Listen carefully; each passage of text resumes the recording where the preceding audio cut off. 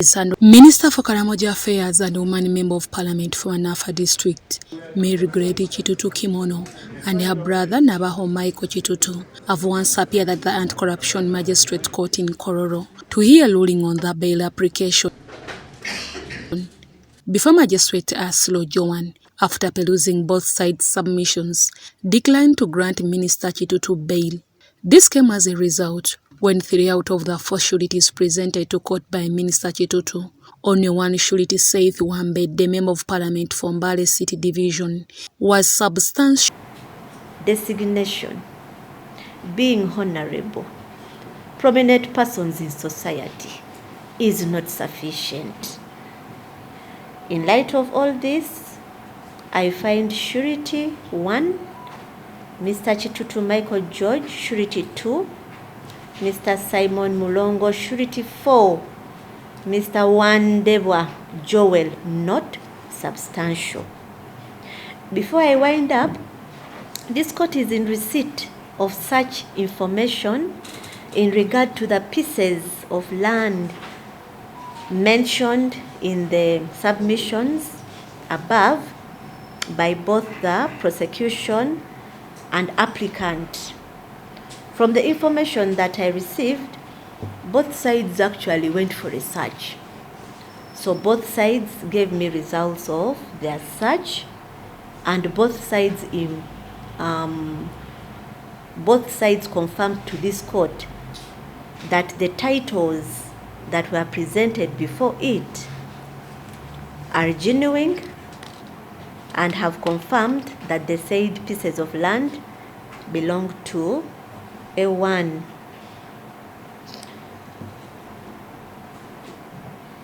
Needless to note, there appears to be a new aspect that arose in the letter that is by the prosecution, and that was value of land. That did not appear while we were sitting here, and this court will not delve into the same. In conclusion of this application, therefore, this court finds no merit in all the grounds of objection raised by the prosecution, save for those raised in regard to the sureties not found to be substantial, as they do not meet the requirements of Rule 7b of the rules of this court. Much as this court finds that surety 3 is substantial, this court declines to grant the applicant bail, as it requires at least more than one surety. Let the applicant go back to the drawing board and find other sureties that probably pass this test and add onto the one that court has found substantial. Court also added that the 2 sureties, including Minister Kitutu's husband, Michael George Kitutu, and Joel Wandwanga, have no financial capacity and with no proper source of income to stand surety for Minister Kitutu, basing on the capacity of offences against the accused. The day before we came here, that office published a document they called a charge sheet. They did not even have the courtesy of sharing the same with us. The document was not signed by the court, but they declared it a charge sheet. We believe that a document only becomes a charge sheet when the court sanctions it. Secondly, on this very Twitter handle, Your Honor, we humbly ask to refer court to the document we just given. Maybe you can follow with us, the top one. You see the part we've highlighted. This is what the tweet said. The Office of the Director of Public Prosecutions, or DPP, has sanctioned charges of corruption and, I highlight, conspiracy to commit a felony against Honorable Mary Kitutu. Now, we later saw the charge sheet. It does not have any charge of conspiracy to commit a felony. The one offense is created in Section 390 of the Penal Code Act. The other is created in Section 309. In other words, this is false. cannot have a prosecution where the DPP is telling falsehoods, publishing them. That is prejudicial to the accused person. Making any other tweets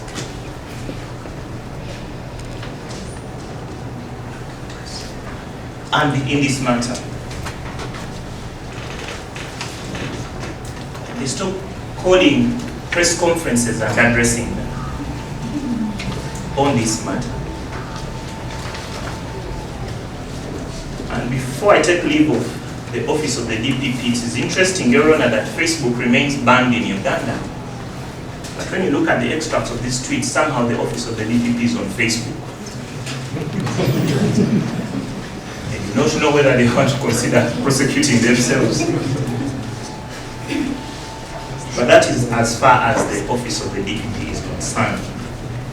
Relatedly, Your Honor,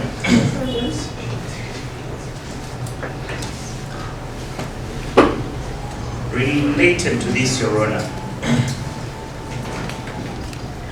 the defense thanks and appreciates our colleagues in the Fourth Estate. Because like us, we know that they are doing their professional duty and they are earning living and all of that. However, we must protest. Members of the Fourth Estate, as you do your work, also be very alert to what is saying, because it's not directed to you. Yes, we thank our friends in the media.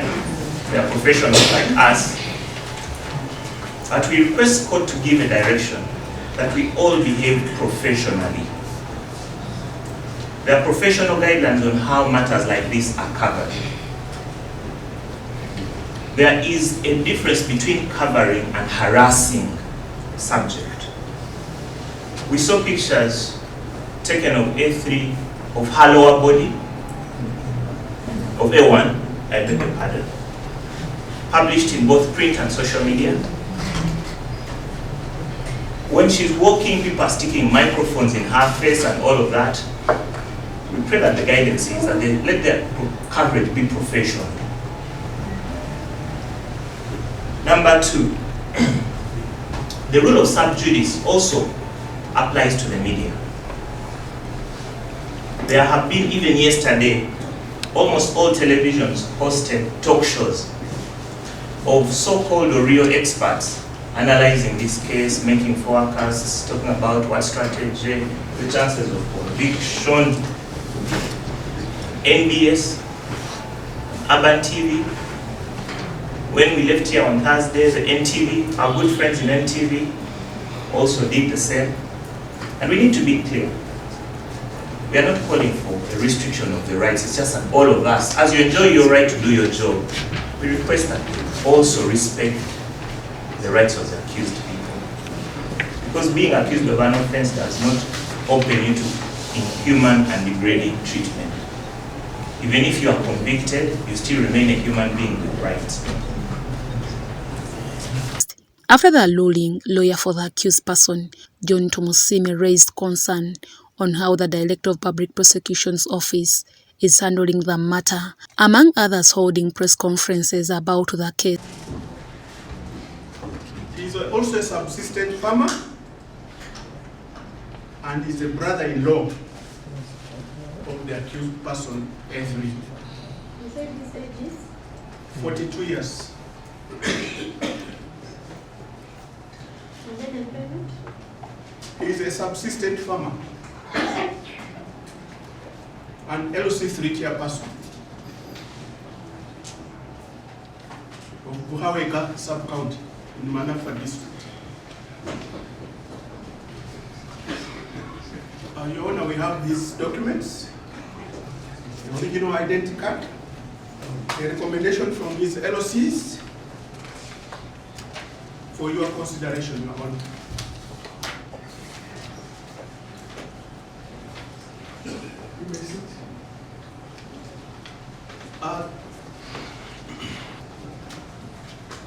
Your Honor, can I go to the second surety?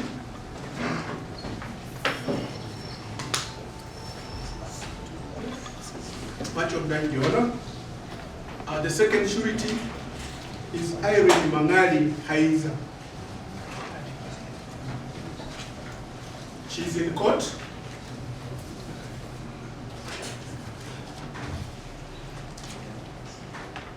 She's aged 62 years,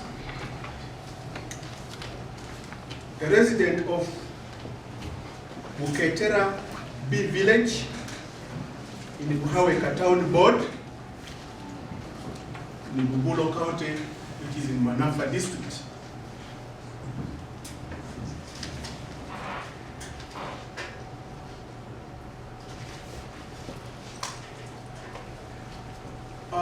Your Honor, Irene is a retired resident district commissioner, having retired in July 2012, where she was an employee of the Office of the President.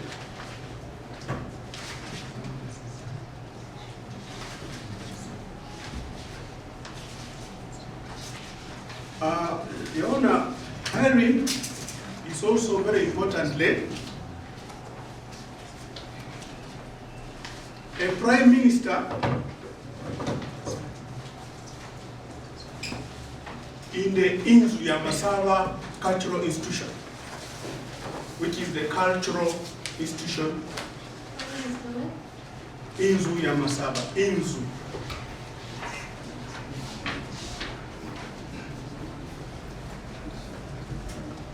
She's a paternal aunt of the accused person. Your Honor, I have the pleasure to tender her documents, which include the national ID and her letters of appointment. Those two positions I've just mentioned. Your Honor, I've explained to the two sureties their obligations in terms of the bail guidelines which govern this court, and they have accepted to stand surety for A3 to make sure that he attends this court as and when required. I wish on his behalf to pray that this court be pleased to grant him bail against those credentials and with the strength and support of those two very able sureties I have presented to the court. I so pray, Your Honor. It is submitted that is an LC3 chairperson of Bukaweka sub-county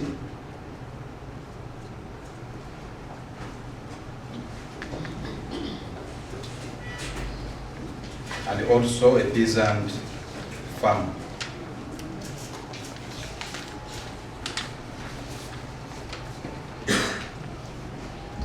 Your Honors, we submitted before the requirement of Rule 7B, the rules of this court.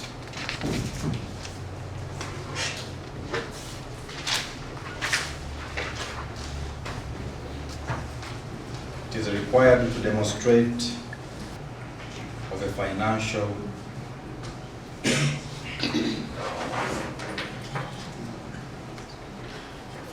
nature to meet the bail terms. It has not been submitted.